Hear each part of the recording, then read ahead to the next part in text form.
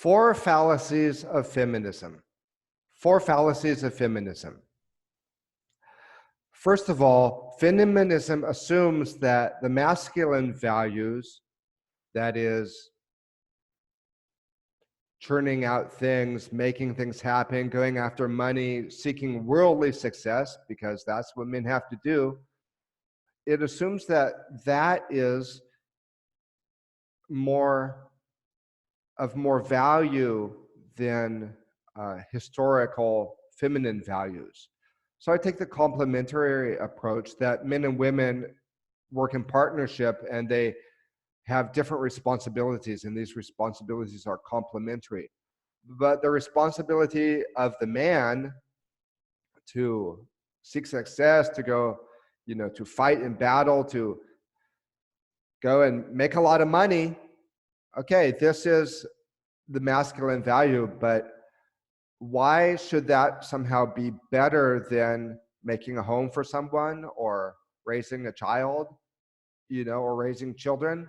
Because it's impossible for women to have equal opportunity in the workforce if they are going to also have success in the home. You can have one or you can have the other. That's why there's a lot of talk about this so-called gender pay gap. There's actually other reasons for it. And it could be that women just don't seek the same sorts of jobs or have as much time to dedicate to that kind of work. But by making the fallen man, the capitalist, if you will, by making that the model, really, that's the man that destroyed the Tao, the man that erased the image. That's the fallen, the corrupted man.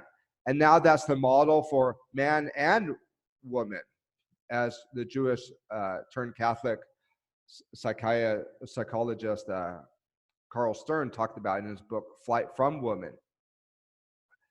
So that's the first fallacy of feminism, that masculine values are somehow better. So that shows that feminism is actually demeaning towards women because it places no existential value for the woman that stays at home and helps raise the next president, helps raise the mayor of the city. Behind every successful man is a successful woman. If not the wife, then the mother. And together they go into partnership and they do great things. But it's not the man doing it by himself. It's the man that has these strong women in his life. So it's this idea of different roles, but each one being important. We can't say that something is more important just because it has a price tag attached to it.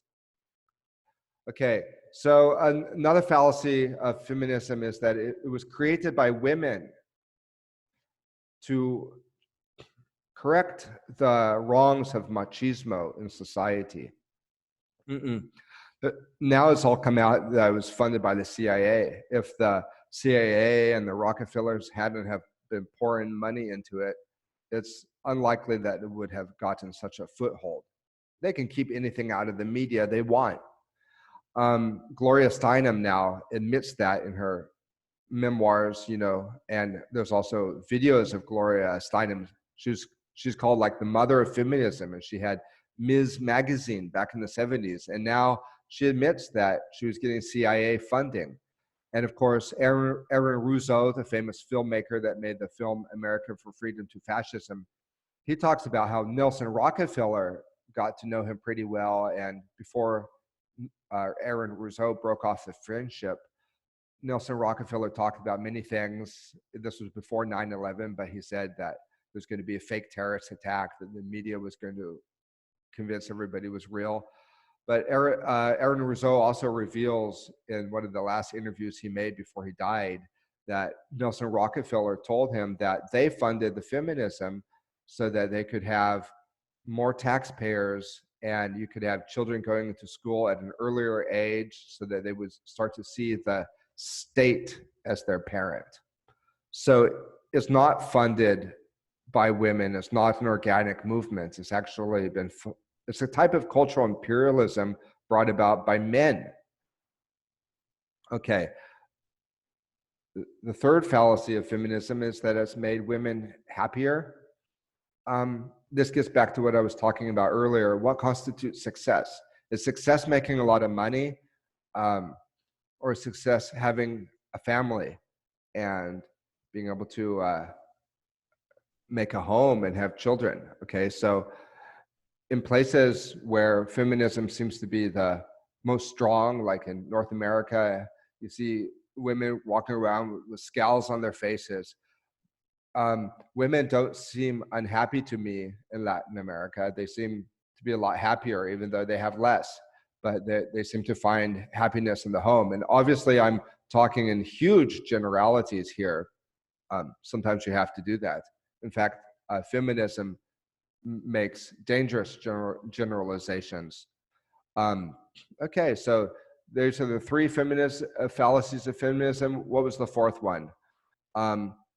Well, just look at where it's led. It hasn't led to women's liberation. It's led to a point now where they say that the differences between men and women don't even exist, and that you can change your gender and everything so if you say like women can get pregnant, you're discriminating against men because supposedly men can get pregnant too. I mean, these are things that are now being raised by Democratic presidential candidates, and they say it in all seriousness.